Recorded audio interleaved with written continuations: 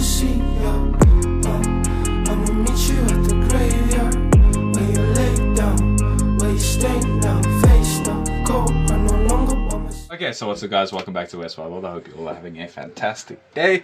So, just going to hop into it. We're going to be feeding today, but my female puff adder, I saw had a bit of stuck shed the last time I was feeding, and it's been a couple of days so she's digested, and I have a lukewarm bath ready to go for her, but she is in a mood as always.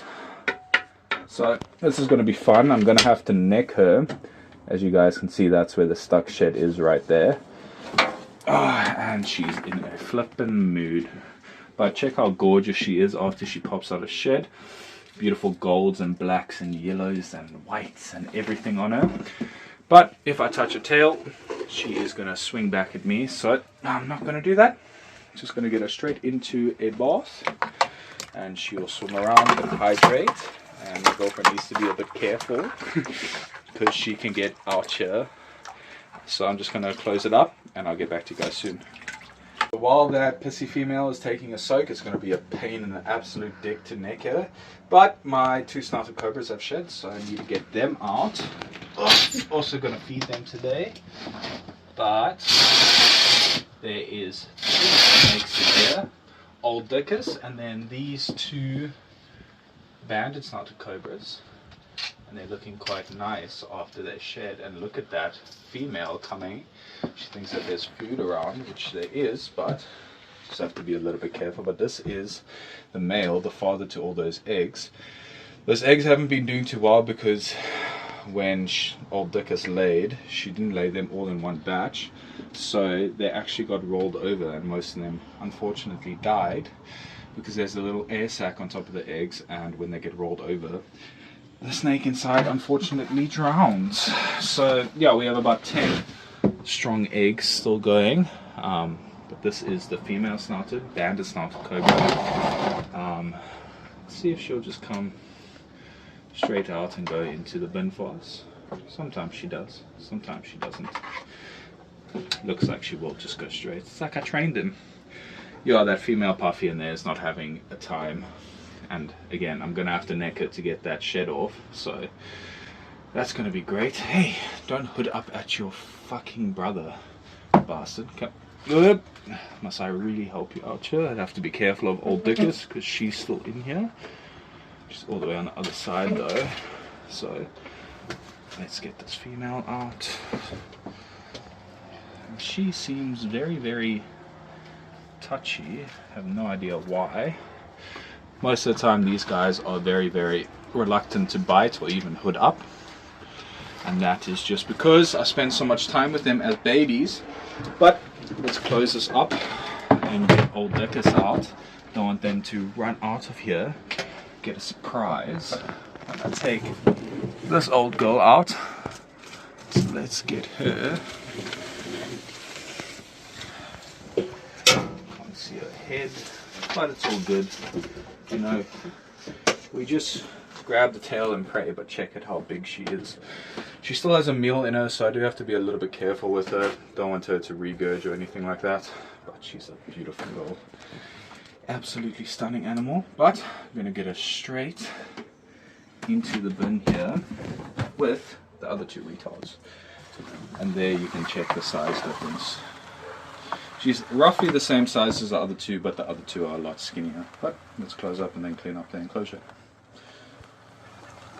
And that's Dumb and Dumber. Flipping retarded snakes.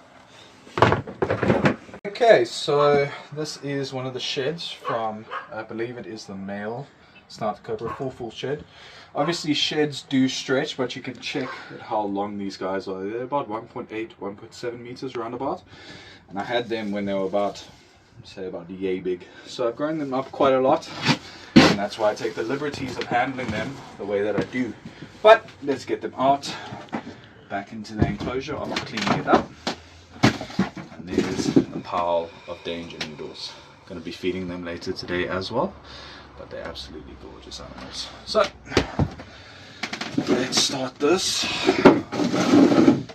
fucking steam train of old Dickus She absolutely loves to make a hiss and hiss.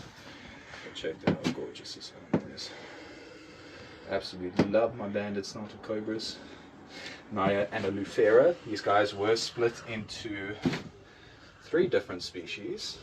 The Anchetes cobra, the Egyptian cobra, and the snouted cobra. They were formerly known as only the Egyptian cobra, but they were split in like the 1800s or some shit like that, so quite a while ago. But let's get this female out that has been a little bit more touchy than usual. No idea why. She just tried to swing around there and try and bite me, but is what it is. Let's also just get her straight back in here because these guys love to explore, so I don't want them to come back out and give me a little nibble on my leg. And then let's get the old girl out that produced about 30 eggs. 31 I think it was. Old Dickus. Very good mommy. Yeah. Yes. Are you that pussy today? Check it out. Okay, so my girlfriend just stopped me there because she saw a little bit of bumps in her. She didn't see your head there, sorry girl.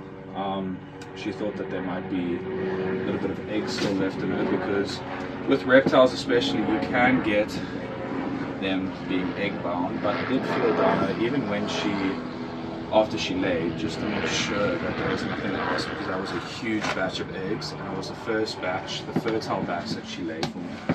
But let's get her into the enclosure without a hassle. Hey old girl, don't want to hassle with you. But what she might be seeing is that I fed her recently, so it might just be the food bump. But I don't feel any other eggs in there. I do think she got everything out. But I'm going to be moving on to these Chinese sharp-nosed vipers. Move just straight to them. Going to be changing around their water bowl. And they took a bath in their water bowl. So I'm going to be upgrading their water bowl because they love to both sit in there and soak in there, and it's a bit too small for them. But this is a male. He's a bit more lightly colored than the female, and he's also a bit smaller. Check that. And you can see why they're called Chinese sharp-nosed vipers. It's because of that upturned rostral scale at the tip of their nose. There are pit vipers found in Southeast Asia, and they nicknamed the 100 paces because it was a myth. If you get bit, you only have 100 paces left to live, which obviously isn't true, but these guys do have a very, very potent necrotic venom. But just going to get it straight into the can and get the female out. She's already coming out to explore. But yeah, I'm upgrading their water because they love to sit in it and they always overflow it, and I'm filling it up like every 2 days. But I don't take these guys out very much, but they are still super calm. They're sometimes referred to as being a baby Bothrops because they do have a full body strike length, and they are pit vipers, so their strikes are deadly, deadly accurate. But I love them, so I'm just going to get swiftly into there and change out their water bowls, and I'll get back to you guys soon. Okay, so something not so cool happened while I was cleaning out the sharp noses. That is a shed fang of one of the Chinese sharp-nosed vipers, and that wound up in my fucking finger, so that was great. So we just sat here for about 10 minutes just checking if, stabbed me in my middle finger there, if it would swell up, because obviously it's a necrotic venom. But yeah, so what actually happened was this was underneath their old water bowl, and when I was trying to wash it off, I stabbed myself with it. So they shut out their fang, which is actually good for me, because when they actually swallow their fang, all the venom, the leftover residual venom that could be in this fang, would be broken down by their stomach enzymes. Because protein, well not protein, venom is actually a protein, so it can get broken down in our stomach acid. So theoretically, if I milk a snake and then take a shot of it, if I didn't have any open sores or anything like that in my esophagus, well I guess your esophagus, yeah, your esophagus and stomach lining, I should theoretically be fine. So yeah, wasn't that fun, but poked my finger with a fucking sharp nose fang. I guess I only have walked around a little bit, maybe 50 paces left. Hopefully I can finish that in this video. But if you want to come have a look, I changed their water bowl to just this plastic tub. It's a lot bigger for them because they were spilling out that thing, so hopefully they enjoy it. Let's get these bastards out. Well, I mean, I shouldn't say bastards, they didn't do anything. It was me not being on the lookout. I actually didn't know that there was poo on the bottom of the water bowl, so I didn't even know to look out for it. But it's always a good thing to look out for a shed fang when you're cleaning up a venomous reptile's enclosure, because they do shed their fangs throughout their whole life, similar to what a shark does. But again, that's the male. Let's get the female out. You can really tell that I haven't been handling these guys. They're a lot more touchy, but check it how big this female is. They have, what, maybe grown 6 times their size to when I first got them. Let's see if she will like the water. I always see these guys soaking themselves in the water, so yeah. From what I've been told, these guys actually like it very, very cool. So they only have a small heating pad underneath that rock on the side there, and they always spend their time on the cooler side. And I think when it gets too hot here is when they like to soak themselves. And now I don't have to refill their water so often, so that's always great. This is tight. So let me take it this side, close it like this, be a bit safer. But I don't think the only other thing that I have to do now is to neck that female puff adder, which is going to be a fucking show, because she doesn't like anything by the head. So maybe I should sit down and wait for the stress to pass, and then I'll do the female puff adder. But I'll check you guys soon. Okay, so the female's been soaking for about half an hour now. Hopefully that she's actually got most of the shit off herself, so I don't actually have to neck her. But whoop, let's get this off. She's right by the top, and of course she hasn't got most of the shed off, so I'm gonna have to neck her. As you can see, the off color there, oh, my girlfriend went back on the floor. That off color there is the stuck shed. It's actually where she got bit by one of the other females that I had in there during a feeding incident. She's just taking a shit at the moment, so I'm just letting her do that. She took one of the, look at how thick those shits. And that, I think that is literally bigger than most dog shits. That is absolutely disgusting, but I'm happy that she shat in here and not on me. But let's get her out. This is gonna be fantastic. Let's get her by her tail up. Then neck her without getting bit, because she is a very, very bitey puff adder, and she is exceptionally strong. So got her there. She's already trying to bite me, but there we have her. And let's get the tongs here. Get this shed off of her. Thank you, girlfriend, for holding that for me. Yep, she is super, super strong. I guess how all puff adders are, but yeah, she's gonna try and turn and bite me on this middle finger here.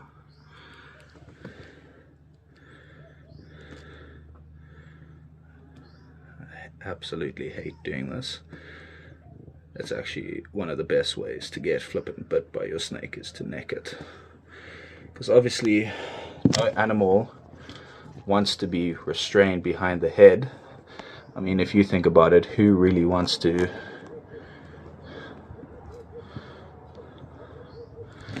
change positions here, change grips, but she is fighting me, and her fangs are very, very big, so I have to be very, very careful. Don't actually know what I'm gonna do here, because I don't want one of her fangs in me, because she will almost certainly pump me full of venom. But the shed is directly underneath my fingers, so that's always great.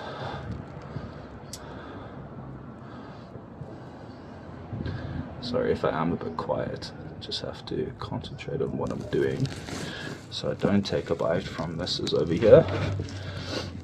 When I'm done, I might show you the fangs of her, But again, she is super strong, so I have to be very careful.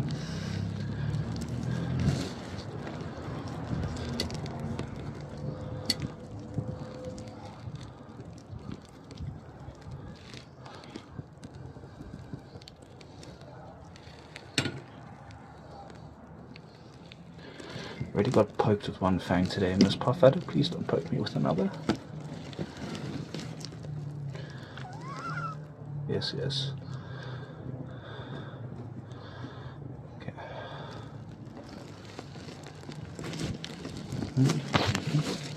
Okay. I think I got most of it off there, but let's show you the fangs of this girl.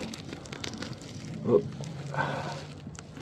She obviously doesn't want to show them because she's trying to get them in my finger. But there they are there. Look, that is something that you don't want in your finger. Look at that. Absolutely massive fangs. And she's busy shedding her fangs. That's basically what I was telling you guys. On the left hand side there, you can see that there's 2 fangs there. So snakes will shed their fangs throughout their life. But I'm going to release her. My girlfriend's going to have to let go. And this is going to have to be very quick because she is very ready to bite. So, let's go. Yes, I know I was pushing down hard on you. But let's get her up. And then let's just slide this open. And then just let her go back into her enclosure. Oh, okay, never want to fucking do that again, but I'm just gonna wait a little bit more, let the rats defrost, and then I'll get back to you guys soon. Okay, so next up, well, first off that I'm going to be feeding is my Eastern Green Mamba. Just be careful and not take a tag from him. Out and about, getting ready for some food. Let's see if he wants to come up over here. Yeah. He's used to getting food on the ground. Ooh, mock strike. Wait, you're missing it. So with him, he usually tags and releases. There we go. And then he'll come and find it. So that's basically what they would do in the wild, because they have such a fast-acting neurotoxic venom that it will usually paralyze the prey very quickly. But with birds and things like that, they can fly a long distance. They will usually hold onto it. It just depends on what prey they are actually hunting. But let's move on. Check out this copperhead. Really want some food.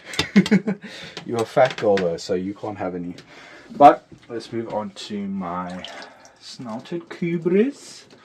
I'm going to be feeding all of them. This will go to Old Dickus. Then this will be for the 2 smaller ones, obviously. So let's open up, and I'm wearing gloves at the moment because I don't want my open wounds. Yeah, those 2 are being very dumb. Don't want my open wounds to be meshing with the rat water, but I have to take it off real quick just to open this up. Old Dickus, I need to feed you, don't I? But shit, sorry. All of these guys look like they're very interested in some food, so let's get them out here. Okay. I know you're smelling it. Come. And then you see Old Dickus in the background. She really wants some food. I have a meal for you, Old Dickus. This is a very big rat. Come over here. No. Yep, and that's why I pulled it away. Yep. You're also very hungry, all 3 of these idiots. Then Old Dickus is just in the background, like the old mom. She is waiting for a meal patiently. Here you go. Take it like a gentle woman. Eh. There we go. So, there's all 3 of them eating. Gonna have to keep an eye out on them because these 2 are gonna finish way before Old Dickus does, and I don't want them stealing each other's food. But yeah, successful feeding for once in my life. And this green mamba might come down to eat the food. He's already starting to look for it, so if it does, hopefully we can get some shots of him eating, but I'll see you guys soon. So these idiots are being idiots as fucking always. But I'm going to move on to my Chinese sharp-nosed vipers. Let's just warm up their meals. And open on this side so I can get one of them to strike out at this meal here. Like that. Okay. There we go. You missed it, but good enough. Then let's get in here to the female, who will more than likely strike at it no matter what. I just have to be very careful. Let's actually open up the other side. It's just, hey, yeah. You suck at striking at things. Yeah, just take it. So I can deal with the female. Okay. They love biting upside down for some unknown reason. But let's get this female. Warm up thing, because obviously they are pit vipers. There we go. And let's move her head to the back here. So she actually decides to eat that one. And again, I'm going to have to keep an eye on them because they're absolute idiots. But next up is going to be my... That was so dramatic. He fucking shot out. I don't know if we got it on camera, but he just shot out from the branches to attack this thing on the ground. I might actually give him another meal that's quite small for him. But yeah, I'm going to be moving on to my West African forest cobra. Okay, so next up, West African forest cobra. He had a huge meal recently, but he's still hungry for some unknown reason. So let's get him to come out. See if he will come all the way out. Hey, you want to come out? You want to explore? Okay. I'm actually just trying to build his confidence up. That's why I'm trying to get him to come out a little bit more, like that. There we go. Yeah.